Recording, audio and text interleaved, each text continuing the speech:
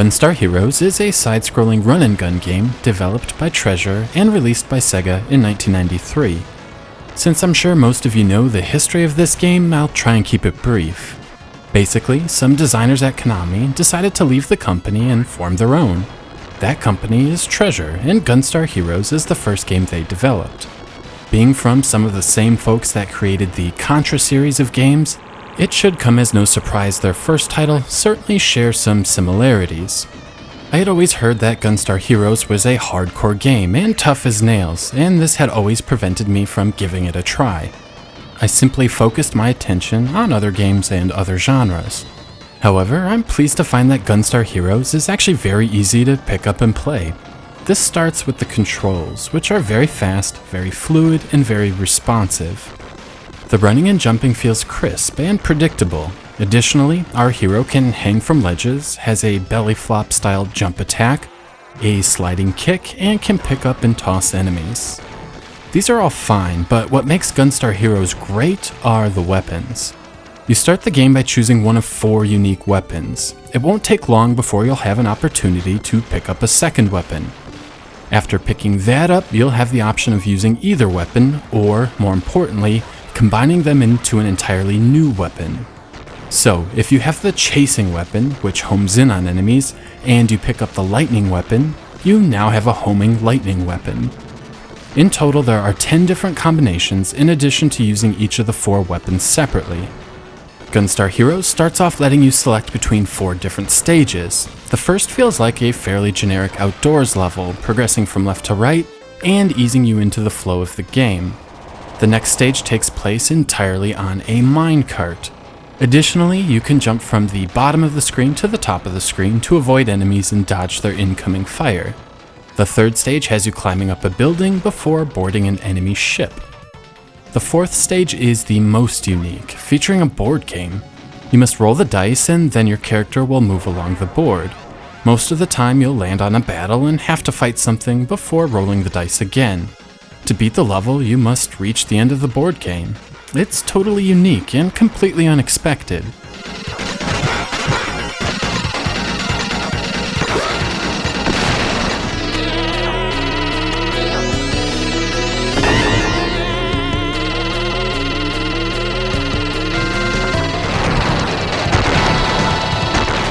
The thing that stands out most for me are the bosses. There are a ton of bosses in Gunstar Heroes. Mini-bosses, mid-bosses, big bosses, dog bosses. It's simply mind-boggling.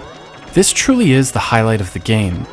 For the most part, these are an absolute blast.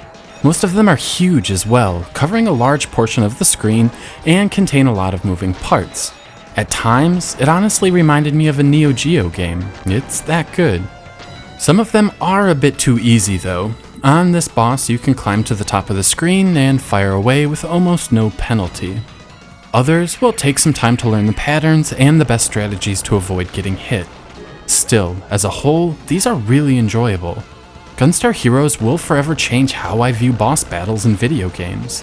The bar has been raised. The other thing that makes this game extremely approachable for gamers of all types is the unlimited continues. If you get stuck on a boss and die, you restart at the beginning of the battle, rather than the beginning of the game. Purists can still go for a 1 credit complete, obviously, but less hardcore gamers can still see everything the game has to offer. From a technical standpoint, Gunstar Heroes is so far ahead of most 16-bit games. The graphics are an absolute treat. They move at a blistering pace, feature a ton of detailed sprites, feature multiple levels of parallax scrolling, and shows that clever use of colors and dithering can hide the color limitations of the Genesis hardware. The style is all spot on too, with a great cartoony look that is consistent throughout.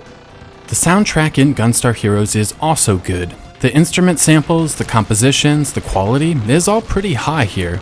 There are no grainy sounds here that plague some Genesis titles. I wouldn't call any of it memorable, but it sets the mood for a futuristic space adventure. Above all, Gunstar Heroes is just an absolute blast to play. The smooth controls, awesome graphics, and solid soundtrack combine perfectly with the fast-paced action taking place at almost all times. This isn't my favorite run and gun game of all time. I still prefer the Metal Slug series of games, but this is easily on par with the best of them. Gunstar Heroes has a few flaws, however. Some of the stages are just an onslaught of the same enemies repeated over and over, and they can't overstay their welcome. In fact, the enemies are repeated in nearly every level and change very little. To be fair, most of the levels are short with an emphasis on the bosses, but it's noteworthy. The other flaw is with the weapons. While I get that they are all overpowered, and this is a good thing because it makes you feel like a total badass plowing through hordes of enemies, using the homing laser is nearly broken. It locks onto enemies even if you are facing the wrong direction, and it does a lot of damage. Some of the bosses are just way too easy with this combination of items. Still, these are really minor issues, and I'm really reaching here to find anything wrong. Gunstar Heroes does feature co-op play, which is always a blast in these styles of games. I have no doubt playing this with a friend is an awesome experience, but alas, I'm almost always gaming solo, so I didn't test it out. Gunstar Heroes is a quality, fun side-scroller from start to finish. It's easily one of the best looking Sega Genesis games released, and it backs that up with some excellent gameplay. Gamers of all skill levels owe it to themselves to give this one a playthrough. It really is an awesome game. 4 out of 5.